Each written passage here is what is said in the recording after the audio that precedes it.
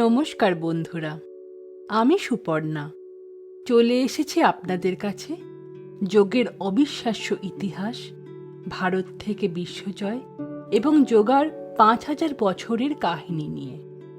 ভাবুন তো, একটা জ্ঞান পদ্ধতি যার জন্ম হয়েছিল হাজার হাজার বছর আগে। কোনো আধুনিক জিম ছিল না, কোনো ফিটনেস অ্যাপ ছিল না, কোনো মেডিকেল গবেষণাগারও ছিল না। তবুও সেই প্রাচীন পদ্ধতি আজ বিশ্বের কোটি কোটি মানুষের দৈনন্দিন জীবনের অংশ। হলিউড তারকা থেকে শুরু করে অলিম্পিক অ্যাথলিট, কর্পোরেট সিইও থেকে সাধারণ মানুষ, সবাই আজ যোগাভ্যাস করছেন। কিন্তু প্রশ্ন হলো, যোগের জন্ম কোথায়? কে প্রথম যোগের ধারণা দিয়েছিলেন? কিভাবে ভারতীয় আশ্রম থেকে এটি নিউ ইয়র্ক, লন্ডন, প্যারিস এবং টোকিওর স্টুডিওতে পৌঁছে গেল? আজ আমরা জানব যোগের ৫,০০০ বছরের এক বিস্ময়কর ইতিহাস। যোগ শব্দটি এসেছে যুজ ধাতু থেকে, যার অর্থ সংযোগ বা মিলন। কিন্তু কিসের সঙ্গে মিলন? প্রাচীন ভারতীয় দর্শন অনুযায়ী মানুষের শরীর, মন এবং আত্মার মধ্যে সামঞ্জস্য প্রতিষ্ঠা করাই হলো যোগ।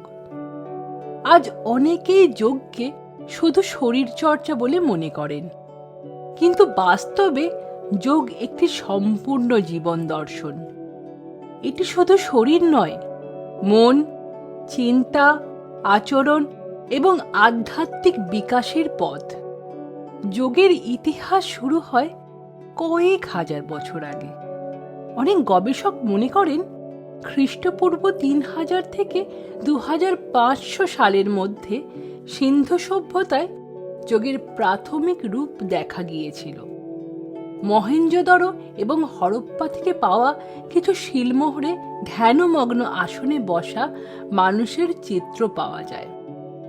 যদিও এ বিষয়ে ইতিহাসবিদদের মধ্যে বিতর্ক রয়েছে, তবে নিশ্চিতভাবে বলা যায় বেদ এবং উপনিষদে যোগ সম্পর্কিত বহু উল্লেখ রয়েছে।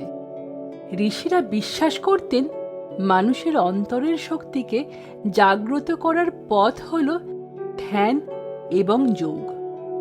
যোগের ইতিহাসে সবচেয়ে গুরুত্বপূর্ণ নাম মহর্ষি পতঞ্জলি। খ্রিস্টপূর্ব ২য় শতাব্দীর কাছাকাছি তিনি রচনা করেন যোগসূত্র। এটি যোগের প্রথম সুসংগঠিত গ্রন্থ। পতঞ্জলি যোগকে ৮টি ধাপে ভাগ করেন, যাকে বলা হয় অষ্টাঙ্গ যোগ। এই ৮টি ধাপ হল যম, নিয়ম, আসন, প্রাণায়াম, প্রত্যাহার, ধারণা, ধ্যান এবং সমাধি। আজ আমরা সাধারণ আসন এবং প্রাণায়াম নিয়েই বেশি আলোচনা করি, কিন্তু পতঞ্জলির মতে যোগের প্রকৃত লক্ষ্য ছিল আত্ম উপলব্ধি। হাজার বছরের পর হাজার হাজার বছর ধরে ভারতীয় ঋষি, সাধু এবং যোগীরা যোগ চর্চা করেছেন। হিমালয়ের গুহা থেকে শুরু করে নদীর তীরবর্তী আশ্রম, সর্বত্র যোগ ছিল আত্মজ্ঞান অর্জনের একটি পথ। মধ্যযুগে নাথ যোগীদের মাধ্যমে হঠযোগ জনপ্রিয় হয়ে ওঠে। এই সময়েই শরীরভিত্তিক নানা আসনের বিকাশ ঘটে, যা আধুনিক যোগব্যায়ামের ভিত্তি তৈরি করে। ঊনবিংশ শতাব্দীর শেষ ভাগে যোগ প্রথমবারের মতো পশ্চিমা বিশ্বের নজরে আসে। ১৮৯৩ সালে শিকাগোতে অনুষ্ঠিত বিশ্ব ধর্ম সম্মেলনে এক ভারতীয় সন্ন্যাসী বিশ্বকে মুগ্ধ করেন। তিনি ছিলেন স্বামী বিবেকানন্দ। তাঁর বক্তৃতা আমেরিকায় ভারতীয় দর্শনের প্রতি আগ্রহ সৃষ্টি করে। পরবর্তী কয়েক দশকে বহু ভারতীয় গুরু ইউরোপ ও আমেরিকায় যোগ শিক্ষা দিতে শুরু করেন। ধীরে ধীরে যোগ শুধু আধ্যাত্মিক অনুশীলন নয়, শরীরচর্চার একটি মাধ্যম হিসেবে জনপ্রিয় হয়ে ওঠে।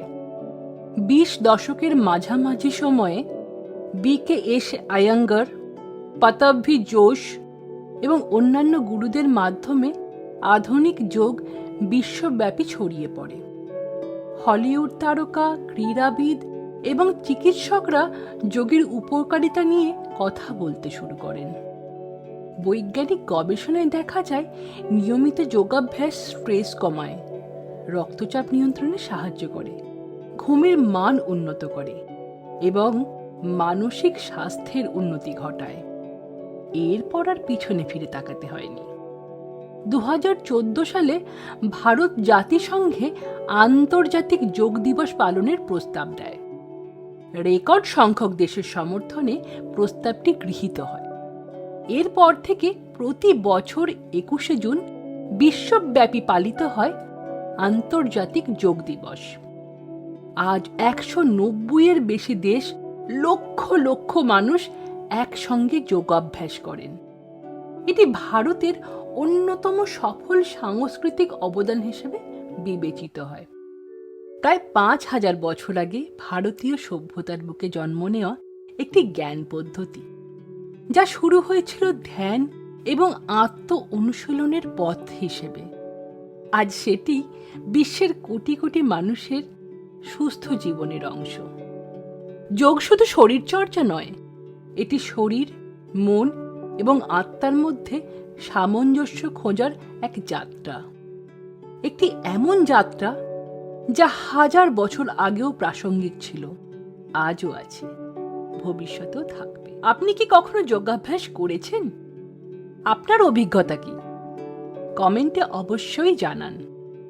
ভিডিওটি ভালো লাগলে লাইক, শেয়ার এবং সাবস্ক্রাইব করতে ভুলবেন না।